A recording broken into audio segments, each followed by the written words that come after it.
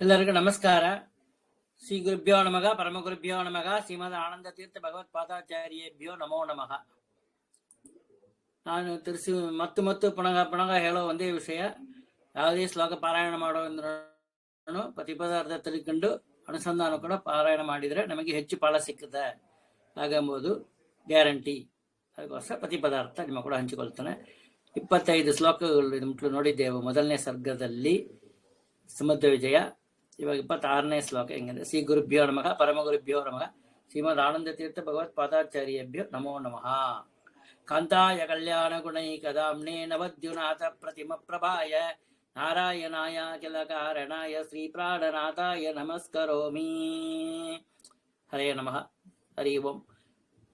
26ನೇ ಪದ್ಯ ಹಿಂಗದೆ, ಕಿಮ್ಮರ್ನಯಾಮಃ ಪರಮಂ ಪ್ರಸಾದಂ ಸೀತಾಪತೇಸ್ತತ್ರ ಹರಿಪ್ರಬರ್ಹೆ ಮುಂಚನ್ಮಗೀಂ ನಿತ್ಯ ನಿಷೇವಣಾರ್ಥಂ ಸ್ವಾತ್ಮಾನಮೇವೈಷ ದದವ್ಯದಸ್ಮೈ. ಅನ್ವಯ: ಯತ್ ಯಶಃ ಮಹೀಂ ಮುಂಚನ್ ಸನ್ ನಿತ್ಯ ನಿಷೇವಣಾರ್ಥಂ ಅಸ್ಮೈ ಸ್ವಾತ್ಮಾನಂ ಏವ ದದೌ ಹರಿಪ್ರಬರ್ಹೆ ತತ್ರ ಸೀತಾಪತೇಃ ಪರಮಂ ಪ್ರಸಾದಂ ಕಿಂ ವರ್ಣಯಾಮಃ. ಹಾಗಂತ ಇದೆ.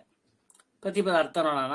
ಯತ್ ಯಾವ ಕಾರಣದಿಂದ, ಯೇಷಃ ಈ ರಾಮನು, ಮಹೀಂ ಭೂಮಿಯನ್ನು, ಮುಂಚನ್ ಸನ್ ಬಿಡುವವನಾಗಿ, ಮುಂಚಂದ್ರೆ ಬಿಟ್ಟು ಹೋಗೋದು, ಬಿಡುವವನಾಗಿ, ನಿತ್ಯಂ ಯಾವಾಗಲೂ, ನಿಷೇವಣಾರ್ಥಂ ಸೇವೆಗಾಗಿ, ಅಸ್ಮೈ ಈ ಹನುಮಂತ ದೇವರಿಗೆ, ಆತ್ಮಾನಂ ಏವ ತನ್ನನ್ನೇ ದದೌ ಕೊಟ್ಟನೋ, ಹರಿಪ್ರಬರ್ಹೆ ಕಪಿಶ್ರೇಷ್ಠರಾದ, ತತ್ರ ಆ ಹನುಮಂತ ದೇವರಲ್ಲಿ, ಸೀತಾಪತೆ ಶ್ರೀರಾಮಚಂದ್ರನ, ಸೀತಾಪತಿಯಾದ ಶ್ರೀರಾಮಚಂದ್ರನ, ಪರಮಂ ಹೆಚ್ಚಾದ, ಪ್ರಸಾದಂ ಅನುಗ್ರಹವನ್ನು, ಕಿಂ ವರ್ಣಯಾಮಃ ಏನೆಂದು ವರ್ಣಿಸುತ್ತೇವೆ ಹಾಗಂತ ಹೇಳ್ತಾರೆ. ತಾತ್ಪರ್ಯ ಈಗ ನೋಡೋಣ. ಶ್ರೀರಾಮಚಂದ್ರನು ತನ್ನ ಅವತಾರ ಕಾರ್ಯವನ್ನು ಮುಗಿಸಿ ವೈಕುಂಠಕ್ಕೆ ತೆರಳಲು ಅನುವಾದನು. ಆಗ ಈ ಹನುಮಂತ ದೇವರಿಗೆ ಯಾವಾಗಲೂ ಸೇವಿಸುವುದಕ್ಕಾಗಿ ತನ್ನ ರೂಪವನ್ನೇ ಕೊಟ್ಟನು.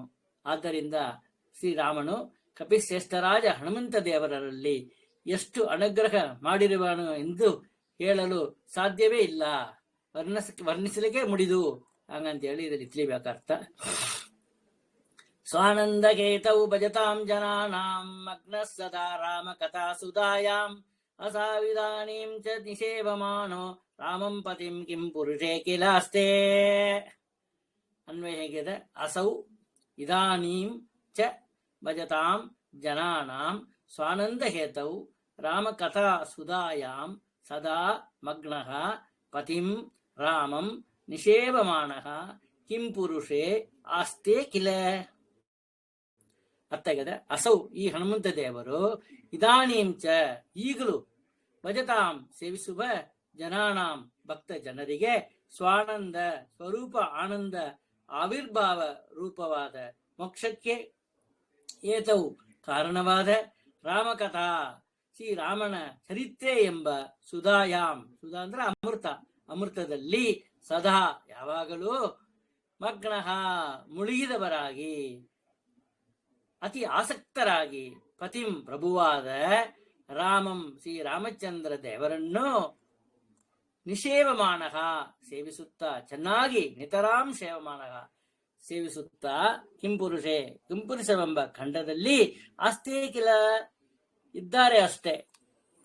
ತಾತ್ಪರ್ಯ: ಈ ಹನುಮಂತ ದೇವರು ಈಗಲೂ ಕಿಂಪುರುಷವೆಂಬ ಖಂಡದಲ್ಲಿ ಸೇವಿಸುವ ಭಕ್ತರಿಗೆ ಮೋಕ್ಷ ಸುಖವನ್ನು ಈಯುವ ರಾಮಚರಿತ್ರೆ ಎಂಬ ಅಮೃತವನ್ನು ಯಾವಾಗಲೂ ಆಸ್ವಾದಿಸುತ್ತಾ ಆ ಶ್ರೀರಾಮಚಂದ್ರ ಸ್ವಾಮಿಯನ್ನು ಸೇವಿಸುತ್ತಾ ಇದ್ದಾರೆ. ಈ ವಿಷಯವು ಜ್ಞಾನಿಗಳಿಗೆ ತಿಳಿದೇ ಇದೆ. ಈಗ ಶ್ರೀ ಮುಖ್ಯಪ್ರಾಣ ದೇವರ 2ನೇ ಅವತಾರವಾದ ಭೀಮಸೇನ ದೇವರ ಚರಿತ್ರೆಯನ್ನು ಹೇಳಲು ಆರಂಭಿಸುತ್ತಾರೆ. ತಸ್ಯೈವ ವಾಯೋರ್ ಅವತಾರಮೇಣಂ ಸಂತೋ ದ್ವಿತೀಯಂ ಪ್ರವದಂತಿ ಭೀಮಂ ಸ್ಪೃಷ್ಟೈವ ಯಂ ಪ್ರೀತಿ ಮತಾನಿಲೇನ ನರೇಂದ್ರ ಕಾಂತ ಸುಶಿವೇತ್ರ ಕುಂತಿ.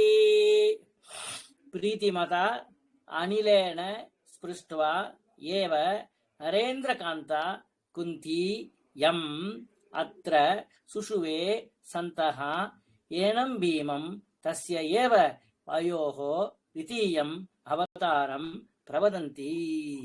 ಅರ್ಥ ಹೀಗಿದೆ. ಪ್ರೀತಿಮತ ಪ್ರಸನ್ನರಾದ ಅನಿಲೇನ ಮುಖ್ಯ ಪ್ರಾಣ ದೇವರಿಂದ, ಅನಲ ಹಂಗಂದ್ರೆ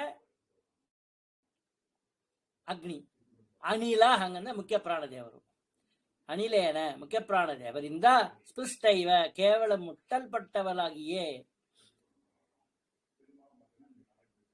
ನರೇಂದ್ರ ಪಾಂಡುರಾಜನ ಕಾಂತ ಹೆಂಡತಿಯಾದ ಕುಂತಿದೇವಿಯು ಎಂ ಯಾವ ಮಗನನ್ನು ಅತ್ರ ಈ ಭೂಮಿಯಲ್ಲಿ ಸುಷುವೆ ಹಡದಲೋ ಸಂತಹ ಸಜ್ಜನರು ಏನಂ ಈ ಭೀಮಸೇನ ದೇವರನ್ನು ತಸ್ಯ ಇವ ಅಧೇ ವಾಯೋಹೋ ಮುಖ್ಯ ಪ್ರಾಣ ದೇವರ ದ್ವಿತೀಯಂ ಎರಡನೇ ಅವತಾರವನ್ನಾಗಿ ಪ್ರವದಂತಿ ಹೇಳುತ್ತಾರೆ. ವಾಯುದೇವರು ಪ್ರೀತಿಯಿಂದ ಪಾಂಡುರಾಜನ ಹೆಂಡತಿಯಾದ ಕುಂತಿಯನ್ನು ಮುಟ್ಟಿದರು. ಅದರಿಂದಲೇ ಅವಳು ಕೂಡಲೇ ಭೀಮಸೇನ ದೇವರನ್ನು ಹಡದಲು. ಅವರಿಗೆ ಗರ್ಭವಾಸಾದಿಗಳು ಇರೋದಿಲ್ಲ. ಬಳಿತಾದಿ ವೇದ ಮಂತ್ರಗಳ ಅರ್ಥವನ್ನ ಅರಿತ ಸಜ್ಜನರು ಈ ಭೀಮಸೇನ ದೇವರನ್ನು ವಾಯುದೇವರ ಎರಡನೇ ಅವತಾರವೆಂದು ಹೇಳುತ್ತಾರೆ. ಹಂಗಂತ ತಿಳಿಬೇಕು. 29ನೇ ಪದ್ಯ. ಇಂದ್ರಾಯುಧಂ ಹೀಂದ್ರ ಕರಾಭಿನುನ್ನಂ ಚಿಚ್ಛೇದ ಪಕ್ಷಾನ್ ಚಿತಿದಾರಿಣಾಂ ಪ್ರಾಕ್ ವಿಭೇದ ಭೂಬೃದ್ ವಪುರಂಗ ಸಂಗಾತ್ ಚಿತ್ರಂ ಸಪನ್ನೋ ಜನನಿ ಕರಾಗ್ರಾತ್. ಅನ್ವಯ ಹೀಗೆ ಮಾಡಬೇಕು. ಪ್ರಾಕ್ ಇಂದ್ರ ಕರಾಭಿನುನ್ನಂ ಇಂದ್ರಾಯುಧಂ ಶಿತಿಧಾರಿಣಾಂ ಪಕ್ಷಾನ್ ಚಿಚ್ಛೇದ ಹಿ ಸಹ ಜನನಿ ಕರಾಗ್ರಾತ್ ಪನ್ನಃ ಅಂಗಸಂಗಾತ್ ಭೂಭೃತ್ ವಪುಹು ಬಿಭೇದ ಚಿತ್ರಂ. ಅರ್ಥ ನೋಡೋಣ. ಪ್ರಾಕ್ ಹಿಂದೆ, ಎರ್ಲಿಯರ್. ಇಂದ್ರ ಕರಾಭಿನುನ್ನಂ ದೇವೇಂದ್ರನ ಕೈಯಿಂದ ಪ್ರೇರಿಸಲ್ಪಟ್ಟ ಇಂದ್ರಾಯುಧಂ ಇಂದ್ರನ ಆಯುಧವಾದ ವಜ್ರವು ಚಿತಿದಾರಿಣಾಂ ಭೂಮಿಯನ್ನು, ಚಿತಿ ಇಂದ್ರ ಭೂಮಿ, ಚಿತಿದಾರಿಣಾಂ ಭೂಮಿಯನ್ನು ಧರಿಸಿರುವ ಭೂಧರ ಎಂದು ಪ್ರಸಿದ್ಧವಾದ ಬೆಟ್ಟಗಳ ಪಕ್ಷಾನ್ ರೆಕ್ಕೆಗಳನ್ನು ಚಿಚ್ಛೇದಹಿ ಕತ್ತರಿಸಿದಂತೆ ಸಹ ಆ ಭೀಮಸೇನ ದೇವರು ಜನನಿ ತಾಯಿಯಾದ ಕುಂತಿಯ ಕರಾಗ್ರಾತ ಕೈಯ ಕೊನೆಯಿಂದ ಪನ್ನಹ ಬಿದ್ದವರಾಗಿ ಅಂಗ ದೇಹದ ಸಂಗಾತಿ ಸಂಬಂಧದಿಂದ ಭೂಭೃತ್ ಸತಶೃಂಗ ಪರ್ವತದ ವಪುಹು ಶರೀರವನ್ನು ಬಿಭೇದ ಆ ಪರ್ವತದ ವಪುಹು ಶರೀರವನ್ನೇ ಬಿಭೇದ ಸೀಳಿದರು. ಚಿತ್ರಂ ಇದು ಆಶ್ಚರ್ಯ ಅಲ್ಲವೇ ಅಂತ ಹೇಳ್ತಾರೆ. ಹಿಂದೆ ಎರ್ಲಿಯರ್ ಪರ್ವತಗಳಿಗೆ ರೆಕ್ಕೆಗಳಿದ್ದವು. ಆದುದರಿಂದ ಅವು ಅಹಂಕಾರ ಪಟ್ಟು ಹಾರಿ ಗ್ರಾಮ ನಗರಗಳ ಮೇಲೆಲ್ಲ ಬಿದ್ದು ಅಲ್ಲಿನ ಎಲ್ಲಾ ಜಂತುಗಳಿಗೂ ಹಿಂಸೆಯನ್ನು ಮಾಡುತ್ತಾ ಇದ್ದವು. ಇದನ್ನು ನೋಡಿ ದೇವರಾಜನು ತನ್ನ ವಜ್ರಾಯುಧದಿಂದ ಬಲವಾಗಿ ಹೊಡೆದು ಅವುಗಳ ರೆಕ್ಕೆಗಳನ್ನು ಕತ್ತರಿಸಿದನು. ಆ ಭೀಮಸೇನ ದೇವರು ಶಿಶುವಾಗಿದ್ದಾಗ ಹುಲಿಯ ಗರ್ಜನೆ ಕೇಳಿ ಹೆದರಿದ ಎತ್ತಿಕೊಂಡಿರುವ ಕುಂತಿಯ ಕೈಯಿಂದ ಅಕಸ್ಮಾತ್ ಕೆಳಗೆ ಬಿದ್ದರು. ಆಗ ಅವರ ದೇಹದ ಸಂಬಂಧದಿಂದ ಅವರು ವಾಸಿಸುತ್ತಿದ್ದ ಸತಶೃಂಗ ಪರ್ವತವು ಸೀಳಿ ಹೋಯಿತು. ಇಲ್ಲಿ ಏನ್ ತಿಳಿಬೇಕು ಅಂದ್ರೆ, ಹನುಮನ್ ದೇವರು ವಾಯುದೇವರಿಗೆ ಯಾವಾಗಲೂ ಭೀಮಸೇನ ದೇವರಿಗೆ ಹೆದರಿಕೆಂಬೋದ ಇಲ್ಲ. ಕುಂತಿ ಸಿಂಹ ಹುಳಿನ ನೋಡಿ ಅಂಜಿಕೆ ಪಟ್ಲು, ಅದರಿಂದ ಇವರು ಕಳಗ ಹಾಕಿಬಿಟ್ಲು. ಹಾಗ ನಾವು ಅರ್ಥ ಮಾಡ್ಕೊಬೇಕು ಅದನ್ನ. ಇದು ಆಶ್ಚರ್ಯ ಎಂದರೆ, ಇಂದ್ರನು ಬುದ್ಧಿಪೂರ್ವಕವಾಗಿ ಬಲವಾಗಿ ಪ್ರಯೋಗಿಸಿದ ವಜ್ರಾಯುಧದಿಂದ ಪರ್ವತದ ರೆಕ್ಕೆಗಳು ಮಾತ್ರ ಕತ್ತರಿಸಿ ಹೋಯಿತು. ಆ ಭೀಮಸೇನ ದೇವರು ಅಕಸ್ಮಾತ್ ಬಿದ್ದ ಮಾತ್ರದಿಂದ ಪರ್ವತೆ ಚೂರ ಹೋಳಾಗಿ ಹಿಡ್ದು, ಹುಳಿಲಿ ಹೋಳು ಕಟ್ ಮಾಡಿ ಹಾಕ್ತೇವಲ್ಲ ಹೆಚ್ಚಿ, ಅದೇ மாதிரி ಹೋಳಾಗಿ ಹಿಡ್ತಂತ ಪರ್ವತವೇ. ಇದರಿಂದ ಅವರ ಶಕ್ತಿಯು ಅದ್ಭುತವಾದದು ಎಂದು ತಿಳಿದು ಬರ್ತದೆ ಹಾಗಂತ ಹೇಳ್ತಾರೆ. ಪುರೇ ಕುಮಾರಾನ್ ಅಲಸಾನ್ ವಿಹಾರಾನ್ ನಿರೀಕ್ಷ ಸರ್ವಾನ್ ಅಭಿಮಂದಲೀಲಃ ಕೈಸೋರ ಲೀಲಾಂ ಹತಸಿಂಹ ಸಂಗಾಂ ವನೆ ಪ್ರವೃತ್ತಾಂ ಸ್ಮರತಿ ಸ್ಮ ಸೂತ್ಕಃ. ಪುರೇ ಮಂದಲೀಲಃ ಅಪಿ ವಿಹಾರಾತ್ ಅಲಸಾನ್ ಸರ್ವಾನ್ ಕುಮಾರಾನ್ ನಿರೀಕ್ಷ್ಯ ವನೆ ಪ್ರವೃತ್ತಾಂ ಹುತ ಸಿಂಹ ಸಂಗಾಂ ಕೈಸೋರ ಲೀಲಾಂ ಸುತ್ಕಃ ಸ್ಮರತಿ ಸ್ಮ. ಅರ್ಥದ ಕಡೆ ಗಮನ ಕೊಡೋಣ. ಸಹ ಆ ಭೀಮಸೇನ ದೇವರು ಪುರೇ ಹಸ್ತಿನಾಪುರದಲ್ಲಿ ಮಂದಲೀಲಃ ಅಪಿ ಸ್ವಲ್ಪವೇ ಆಟ ಉಳ್ಳವರಾದ ಆಗಿಯೂ ವಿಹಾರಾತ್ ಆಟದಿಂದ ಅಲಸಾನ್ ಆಯಾಸಗೊಂಡ ಸರ್ವಾನ್ ಎಲ್ಲ ಕುಮಾರಾನ್ ದುರ್ಯೋಧನ ಮೊದಲಾದ ರಾಜಕುಮಾರರುಗಳನ್ನು ನಿರೀಕ್ಷ್ಯ ನೋಡಿ ವನೆ ಕಾಡಿನಲ್ಲಿ ಪ್ರವೃತ್ತಾಂ ನಡೆದ ಹತ ಕೊಳ್ಳಲ್ಪಟ್ಟ ಸಿಂಹ ಸಂಗಾಂ ಸಿಂಹಗಳ ಗುಂಪುಳ್ಳ ಕೈಸೋರ ಕೈಸೋರ ಅಂದ್ರೆ ಬಾಲ್ಯದ ಲೀಲಾಂ ಆಟವನ್ನು ಸೂತ್ಕಹಾಸನ್ ಅತ್ಯಂತ ಔತ್ಸುಕ್ಯವುಳ್ಳವರಾಗಿ ಸ್ಮರಿಸಿದರು. ತಾತ್ಪರ್ಯ ಹೇಗಿದೆ, ಈ ಭೀಮಸೇನ ದೇವರು ಹಸ್ತಿನಾಪಟ್ಟಣದಲ್ಲಿ ದುರ್ಯೋಧನಾದಿಗಳ ಒಡನೆ ಸಾಮಾನ್ಯವಾಗಿ ಆಡ್ತಾಳೆ ಇದ್ರು. ಆದರೂ ಆ ದುರ್ಯೋಧನ ಮೊದಲಾದ ರಾಜಕುಮಾರರು ಅದರಿಂದಲೇ ಆಯಾಸಗೊಳ್ಳುತ್ತಿದ್ದರು. ಅದನ್ನು ನೋಡಿ ಈ ಭೀಮಸೇನ ದೇವರು ಹಿಂದೆ ತಾವು ಶತಶೃಂಗ ಪರ್ವತದ ಕಾಡಿನಲ್ಲಿ ಸಿಂಹಗಳೊಡನೆ ಆಡುತ್ತಿದ್ದದ್ದನ್ನು, ಅವುಗಳನ್ನು ಕೊಂದಿದ್ದನ್ನು ಜ್ಞಾಪಿಸಿಕೊಂಡು ಅಂತಹ ಆಟವಾಡಲು ಉತ್ಸುಕರಾದರು, ತಯಾರಾದರು. ಆ ಆಟಗಳನ್ನು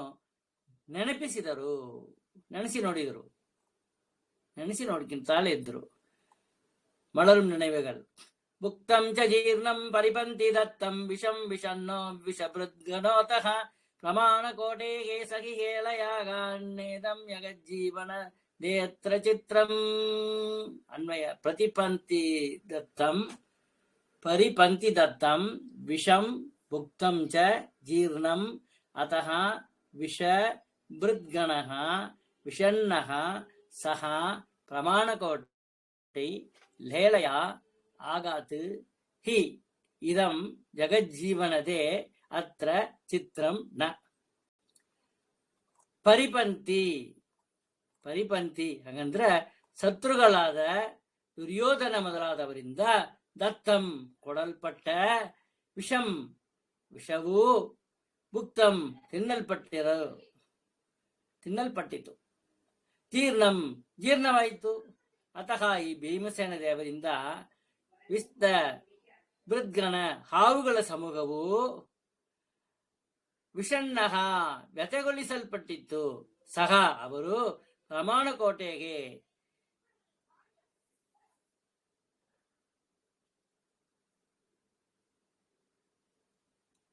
ಏಕೋಗಿ ಗಾವುದ ಆಳವಾದ ಪ್ರಮಾಣಕೋಟೆ ಎಂಬ ಮಡುವಿನಿಂದ ಹೇಳಯಾಜ ಅನಾಯಾಸದಿಂದ ಅಗಾಧ ಬಂದರು ಅಷ್ಟೇ. ಇದಲು ಜಗತ್ ಪಾಳೋಕಕ್ಕೆ ಜೀವನನ್ನು ಕೊಡುವ ಮುಖ್ಯ ಪ್ರಾಣ ರೂಪರಾದ ಅತ್ತರ ಈ ಭೀಮಸೇನ ದೇವರಲ್ಲಿ ಚಿತ್ರಂ ಆಶ್ಚರ್ಯಕರವಾದದ್ದು ಅಲ್ಲ. ಆಶ್ಚರ್ಯ ಇಲ್ಲಪ್ಪ, ಏನು ಆಶ್ಚರ್ಯ ಇದೆ ಹಂಗನ್ ಪ್ರಶ್ನೆ ಮಾಡ್ತಾರೆ. ದುರ್ಯೋಧನಾದಿಗಳು ಈ ಭೀಮಸೇನ ದೇವರನ್ನು ಕೊಲ್ಲುವುದಕ್ಕಾಗಿ ಅಡಿಗೆಯವರ ಮೂಲಕ ವಿಷ ಮಿಶ್ರಿತವಾದ ಭಕ್ಷ್ಯಗಳನ್ನು ಅವರಿಗೆ ಕೊಟ್ಟರು. ಅವರು ಅದನ್ನು ತಿಂದು ಜೀರ್ಣಿಸಿಕೊಂಡರು. ಮಲಗಿರುವ ಅವರನ್ನು ಕಚ್ಚಲು ಶತ್ರುಗಳು ಸಾರಥಿಯ ಮೂಲಕ ಪ್ರಯೋಗಿಸಿದ ಹಾವುಗಳನ್ನು ಅವರು ಸಾರಥಿ ಸಹಿತವಾಗಿ ಗುದ್ದಿ ಪುಡಿ ಮಾಡಿ ಕೊಂದಾಕಿಬಿಟ್ರು. ಶತ್ರುಗಳು ಅವರನ್ನು ಪ್ರಮಾಣಕೋಟೆ ಎಂಬ ಆಳವಾದ ಮಡುವಿಗೆ ನುಗ್ಗಿದರು. ಅವರು ಅದರಿಂದ ಆಯಾಸವಿಲ್ಲದೆ ಮೇಲೆ ಎದ್ದು ಬಂದರು. ಇದು ಪ್ರಪಂಚದ ಜಂತುಗಳಿಗೆ ಜೀವನವನ್ನ ಈಯುವ ಮುಖ್ಯಪ್ರಾಣ ದೇವರ ವಿಷಯದಲ್ಲಿ ಆಶ್ಚರ್ಯವೇ ಅಲ್ಲ ಹಾಗಂತೇಳಿ ತಿಳಿಬೇಕು. ತದ್ವಾಪುರಂ ಯೋಗ ಬಲಾತ್ ಸ ನಿರ್ಯನ್ ಧರ್ಮಾನೇವ ಸ್ವಾನ್ ಸ ಗಜಾನ್ ದಧಾನಃ ಅಧಾರಿಭಾವೇನ ಜಗತ್ಸು ಪೂಜ್ಯೋ ಯೋಗೀವ ನಾರಾಯಣಂ ಆಸಸಾದ. ಯೋಗ ಬಲಾತ್ ಪುರಂ ದಗ್ಧ್ವಾ ನಿರ್ಯನ್ ಸ್ವಾನ್ ಸಗಜಾನ್ ಧರ್ಮಾನ್ ಇವ ದಧಾನಃ ಅಧಾರಿಭಾವೇನ ಜಗತ್ಸು ಪೂಜ್ಯಃ ಸ ಯೋಗಿ ಇವ ನಾರಾಯಣಂ ಆಸಸಾದ. ಅರ್ಥದ ಕಡೆ ಗಮನ ಕೊಡೋಣ. ಯೋಗ ಉಪಾಯದ ಸಮಾಧಿಯ ಪಕ್ವಾವಸ್ಥೆಯ ಬಲಾತ್ ಸಾಮರ್ಥ್ಯದಿಂದ ಪುರಂ ಪಾಲಿರಗ್ನಿ ಮನೆಯನ್ನು ಶತ್ರುಪಟ್ಟಣವನ್ನು ದೇಹವನ್ನು ದಗ್ಧ್ವಾ ಸುಟ್ಟು ನಿರ್ಯನ್ ಹೊರಡುತ್ತಾ ಸ್ವಾನ್ ತನ್ನ ಸಗಜಾನ್ ಸಹೋದರರನ್ನು ಜೊತೆಗೆ ಉಂಟಾದ ಧರ್ಮಾನಿವ ಧರ್ಮಗಲ್ಲನು ಎಂಬಂತೆ ತದಾನಃ ಧರಿಸುತ್ತಿರುವ ಅಧಾರಿಭಾವೇನ ಹಿಡಿಂಬ ರಾಕ್ಷಸನ ಶತ್ರುತ್ವದಿಂದ ಶತ್ರುಗಳಿಂದ ಸೋಲಿಲ್ಲದಿರುವುದರಿಂದ ದೇಹದ ಸಿಲುವಿಕೆ ಇಲ್ಲದಿರುವುದರಿಂದ ಜಗತ್ಸು ಲೋಕಗಳಲ್ಲಿ ಪೂಜ್ಯ ಮಾನ್ಯರಾದ ಸಹ ಆ ಭೀಮಸೇನ ದೇವರು ಯೋಗಿ ಇವ ಉಪಾಯವುಳ್ಳ ಗೂಢಚಾರಣಂತೆ ಯೋಗಾಭ್ಯಾಸ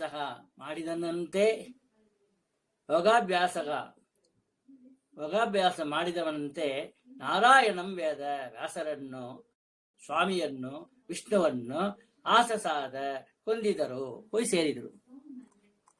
ತಾತ್ಪರ್ಯ: ಉಪಾಯವುಳ್ಳ ಗೂಢಚಾರಣು ತನ್ನ ಉಪಾಯದ ಸಾಮರ್ಥ್ಯದಿಂದ ಶತ್ರು ಪಟ್ಟಣವನ್ನು ಸುಟ್ಟು ಅಲ್ಲಿಂದ ಹೊರಡುವನು.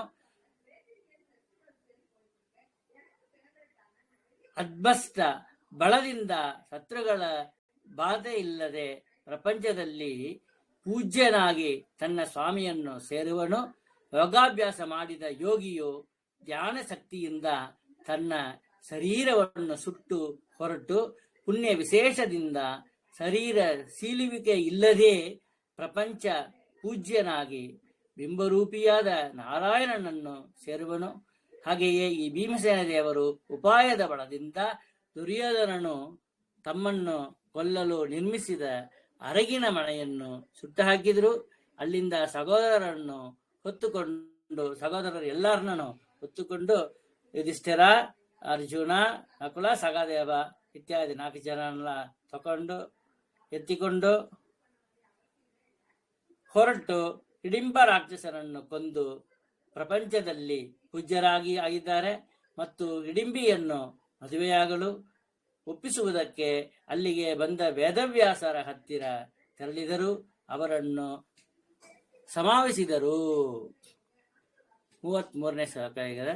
ಸಮರ್ಪ್ಯ ಕೃತ್ಯಾನಿ ಕೃತೀಕೃತಾನಿ ವ್ಯಾಸಾಯ ಭೂಮ್ನೆ ಸುಕೃತಾನಿ ತಾವತ್ ಕರಿಷ್ಯಮಾಣಾನಿ ಚ ತಸ್ಯ ಪೂಜಾಂ ಸಂಕಲ್ಪಯಾಮಾಸ ಸ ಶುದ್ಧ ಬುದ್ಧಿಃ.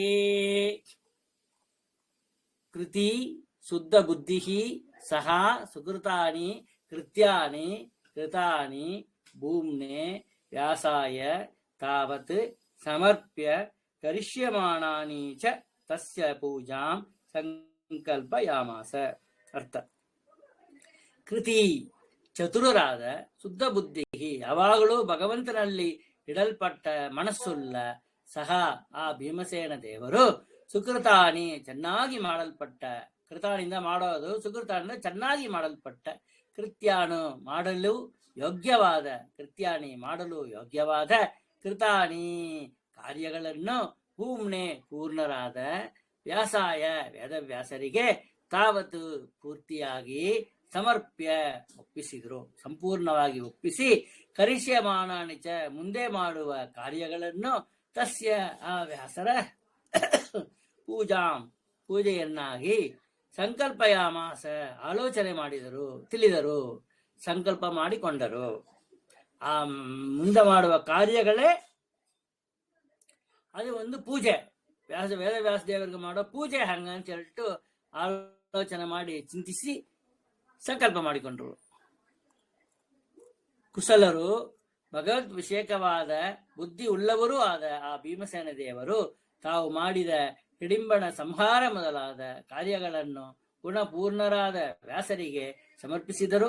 ಮುಂದೆ ತಾವು ಮಾಡುವ ಬಕಾಸುರನ ವಧೆ ಮೊದಲಾದ ಕಾರ್ಯಗಳು ಆ ವ್ಯಾಸರ ಪೂಜೆಯೆಂದೇ ಭಾವಿಸಿದ್ದರು. ಹಂಗಂತ ತಿಳಿಬೇಕು. ವಿಷ್ಣೋಹೋ ಪದಶ್ರಿತ್ ಬಗಸನ್ನಿರಾಸಿ ಕ್ಷಿಪ್ತಾನ್ಯ ಪಕ್ಷಿ ಪ್ರಕರ ಸ್ವಪಕ್ಷಃ ಸಸೋದರೋತಾದಿತರಾಜಹಂಸಃ ಸ ರಾಜಹಂಸೀಮಿವ ರಾಜಕನ್ಯಾಂ. ವಿಷ್ಣೋ ಪದಶ್ರಿತ್ ಬಕಸನ್ನಿರಾಸಿ ಕ್ಷಿಪ್ತಾನ್ಯ ಪಕ್ಷಿ ಪ್ರಕರಃ ಸುಪಕ್ಷಃ ಸಸೋದರಃ ಸಹ ರಾಜಹಂಸಃ ರಾಜಹಂಸೀಂ ಇವ ರಾಜಕನ್ಯಾಂ ಆದಿತ. ಅರ್ಥ ನೋಡೋಣ.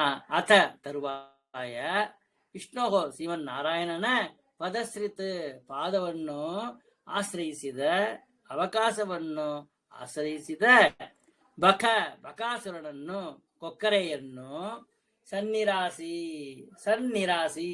ಚೆನ್ನಾಗಿ ಕೊಂದು ಕ್ಷಿಪ್ತ ನಿರಾಕರಿಸಿದ, ಅನ್ಯ ಪಕ್ಷಿ ಪ್ರಕರ ಶತ್ರು ಪಕ್ಷದವರ ಸಹಾಯಕರುಳ್ಳ ಅಥವಾ ಬೇರೆ ಸಿದ್ಧಾಂತಗಳ ಸಮೂಹವುಳ್ಳ ಇತರ ಹಕ್ಕಿಗಳ ಗುಂಪುಗಳುಳ್ಳ, ಸ್ವಪಕ್ಷ ಶ್ರೀಕೃಷ್ಣನ ಸಹಾಯವುಳ್ಳ ಅಥವಾ ಒಳ್ಳೆ ಸಿದ್ಧಾಂತವುಳ್ಳ, ಒಳ್ಳೆ ರೆಕ್ಕೆಯುಳ್ಳ ಸಸೋದರ ಅಣ್ಣ ತಮ್ಮಂದಿರಿಂದ ಕೂಡಿದ ಸಹ ಆ ಭೀಮಸೇನ ದೇವರು ರಾಜಹಂಸ ಪಕ್ಷಿಯು ರಾಜಹಂಸೀಮಿವ ಹೆಣ್ಣು ರಾಜಹಂಸ ಪಕ್ಷಿಯನ್ನ ಉಪಾಧಿಯಲ್ಲಿ ರಾಜಕನ್ಯಾಂ ದ್ರುಪದರಾಜನ ಮಗಳಾದ ದ್ರೌಪದಿಯನ್ನು ಆದಿತ ಪಡೆದರು. ಹಂಸವು ಆಕಾಶದಲ್ಲಿ ಹಾರುವುದು, ಕೊಕ್ಕರೆಗಳನ್ನು ಓಡಿಸುವುದು, ಇತರ ಪಕ್ಷಿಗಳ ಗುಂಪನ್ನು ಚದುರಿಸುವುದು, ಚಿಲ್ಲಾಪಿಲ್ಲೆ ಮಾಡಿಡೋದು. ಸುಂದರ ರೆಕ್ಕೆಯುಳ್ಳ ಅಂತಹ ಹಂಸವು ಹೆಣ್ಣು ಹಂಸವನ್ನು ತನಗೆ ಸಹಚಾರಿಣಿಯನ್ನಾಗಿ ಮಾಡಿಕೊಳ್ಳುವುದು. ಅಂತೆಯೇ ಭೀಮಸೇನ ದೇವರು ಶ್ರೀಮನ್ನಾರಾಯಣನ ಭಕ್ತರು, ಬಕಾಸುರನನ್ನು ಕೊಂದವರು, ಇತರ ಸಿದ್ಧಾಂತಗಳನ್ನು ಖಂಡಿಸಿದವರು, ಒಳ್ಳೆಯ ಸಿದ್ಧಾಂತವನ್ನು ಸ್ಥಾಪನೆ ಮಾಡಿದರು. ಅಂತಹ ಭೀಮಸೇನ ದೇವರು ಅಣ್ಣ ತಮ್ಮಂದಿರೊಡನೆ ದ್ರುಪದರಾಜ ಕುಮಾರಿ ದ್ರೌಪದಿಯನ್ನು ಮದುವೆ ಮಾಡಿಕೊಂಡರು. ಇಂದೀವರ ಶ್ರೀ ಜೈಸುಂದರಾಭಂ ಸ್ಮೇರಾನೇಂದುಂ ದಯಿತಂ ಮುಕುಂದಂ ಸ್ವಮಾತುಲೇಯಂ ಕಮಲಾಯತಾಕ್ಷಂ ಸಮಭ್ಯಾನಂದರ್ ಸುಚಿರಾಯ ಭೀಮಃ. ಅನ್ವಯ ನೋಡೋಣ. ಭೀಮಃ ಇಂದೀವರ ಶ್ರೀ ಜೈ ಸುಂದರಾಭಂ ಸ್ಮೇರಾನೇಂದುಂ ದಯಿತಂ ಸ್ವಮಾತುಲೇಯಂ ಕಮಲಾಯತಾಕ್ಷಂ ಮುಕುಂದಂ ರುಚಿರಾಯ ಸಮಭ್ಯನಂದತ್. ಅರ್ಥದ ಕಡೆ ಗಮನ ಕೊಡೋಣ.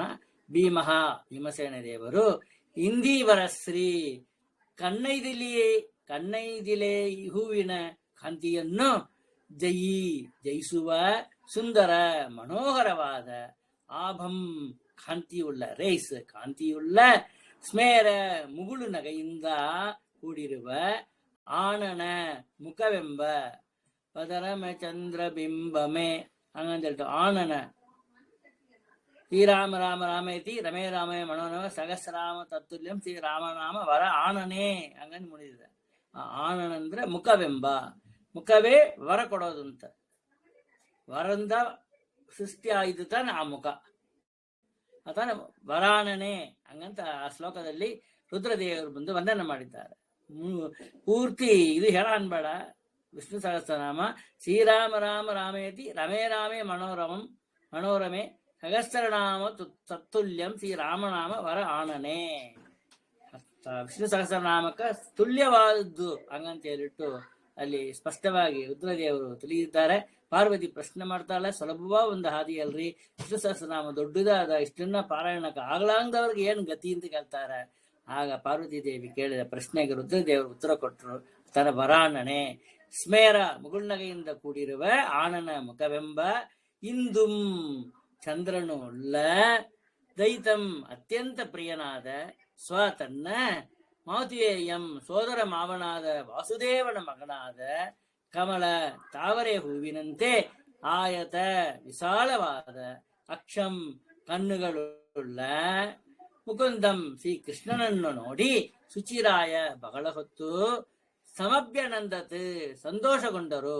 ಅಥವಾ ಮುಕುಂದಂ ಶ್ರೀಕೃಷ್ಣನನ್ನು ಸುಚಿರಾಯ ಬಹಳ ಹೊತ್ತು ಸಮಭ್ಯನಂದತ್ ಸಂತೋಷಗೊಳಿಸಿದರು. ತಾತ್ಪರ್ಯ ನೋಡೋಣ. ಈ ಭೀಮಸೇನ ದೇವರು ದ್ರೌಪದಿಯ ಸ್ವಯಂವರದಲ್ಲಿ ಕಣ್ಣೈದಿಲೇ ಹೂವಿನಂತೆ ನೀಲವರ್ಣನು, ಮುಗುಳ್ ನಗೆಯ ಮುಖವುಳ್ಳವನು, ತಮಗೆ ಅತ್ಯಂತ ಪ್ರಿಯನು, ತಮ್ಮ ಸೋದರ ಮಾವನಾದ ವಸುದೇವನ ಮಗನು, ತಾವರೆಯಂತೆ ವಿಶಾಲವಾದ ಕಣ್ಣುಗಳುಳ್ಳವನೂ ಆದ ಶ್ರೀಕೃಷ್ಣನನ್ನು ನೋಡಿ ಬಹಳ ಹೊತ್ತು ಆನಂದಗೊಂಡರು. ಅಥವಾ ದ್ರೌಪದಿ ಸ್ವಯಂವರದಲ್ಲಿ ತಮ್ಮ ಮೇಲೆ ಯುದ್ಧ ಮಾಡಲು ಬಂದ ರಾಜರನ್ನು ಸೋಲಿಸಿ ಶ್ರೀಕೃಷ್ಣನನ್ನು ಸಂತೋಷಗೊಳಿಸಿದರು. ಹಂಗೆ ತಿಳಿಬೇಕು. ಇಲ್ಲಿ 35 ಶ್ಲೋಕ ಇದೆ. 36ನೇ ಶ್ಲೋಕದಿಂದ ಮುಂದೆ ಬರುವ ವಿಡಿಯೋನಲ್ಲಿ ನೋಡೋಣ. ಮುಂದೆ ಆವಾಗ ಹಂಚಿಕೊಳ್ಳುತ್ತಾರೆ ನಿಮ್ಮ ಕೂಡ. ಅವಶ್ಯ ಇದನ್ನ ಮತ್ತು ಹಾಗೆ ಕೇಳ್ರಿ. ಎಲ್ಲರಿಗೂ ಫಾರ್ವರ್ಡ್ ಮಾಡ್ರಿ, ಲೈಕ್ ಮಾಡ್ರಿ, ಶೇರ್ ಮಾಡ್ರಿ, ನನ್ನ ಚಾನಲ್ಗೆ ಸಬ್ಸ್ಕ್ರೈಬ್ ಮಾಡ್ರಿ. ಅವಶ್ಯ ಇದನ್ನ ಅರ್ಥ ತಿಳ್ಕೊಂಡು ಅರ್ಥ ಅನುಸಂಧಾನ ಕೂಡ ಪಾರಾಯಣ ಮಾಡಿದ್ರಿ ಹೆಚ್ಚು ಫಲ ನಿಮಗೆ ಸಿಕ್ಕತ್ತೆ. ಹರೇ ನಮಃ. ಸರ್ವಂ ಶ್ರೀ ಕೃಷ್ಣಾರ್ಪಣಮಸ್ತು.